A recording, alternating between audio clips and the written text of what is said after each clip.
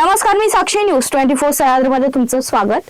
राज्य निवडणूक आयोगाने 4 नोव्हेंबर रोजी राज्यातील तब्बल 246 नगर परिषदा आणि 42 नगर पंचायती अशा एकूण 288 स्थानिक स्वराज्य संस्थेच्या अध्यक्ष आणि सदस्यांच्या जागांसाठी निवडणूक जाहीर केली होती.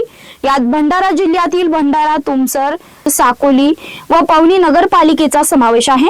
त्यानंतर 1 डिसेंबरला काही नगर परिषदा व 42 नगर पंचायतीसाठी दिनांक 20 डिसेंबरला मतदान पार पडलं. मतदान झाल्यानंतर रविवार दिनांक 21 डिसेंबर 2025 रोजी निवडणुकीचा निकाल जाहीर झाला.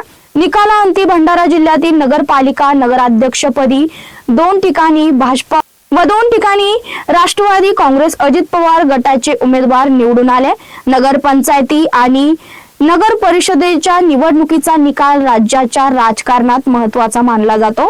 भंडारा नगरपालिका नगराध्यक्ष पदासह भाजपाच्या ताब्यात गेली असून त्यात भाजपाच्या नगराध्यक्ष पदाच्या उमेदवार मधुरा मदनकर ह्या 4108 मतांनी विजयी झाल्यात. एकूण 35 नगरसेवक असलेल्या भंडारा नगरपालिकेवर भाजपाचे 23 नगरसेवक निवडून आल्यात. शिवसेना 5, काँग्रेस 4 तर राष्ट्रवादी काँग्रेस अजित पवार गट 3 असे संख्याबळ आहे.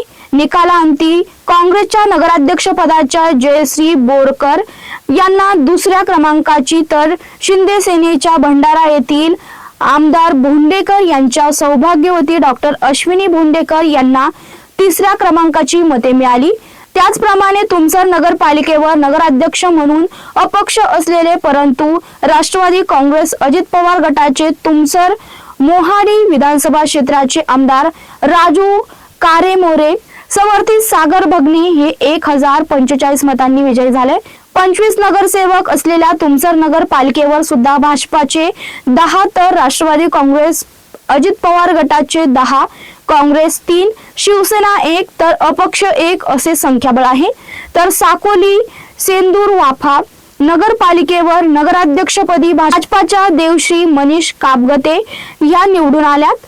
20 नगरसेवक असलेल्या साकोली सेंदूर वाफा नगरपालिकेवर भाजपा 8, काँग्रेस 7, अपक्ष 3, शिंदे सेना व राष्ट्रवादी काँग्रेस प्रत्येकी 1 संख्याबळ आहे.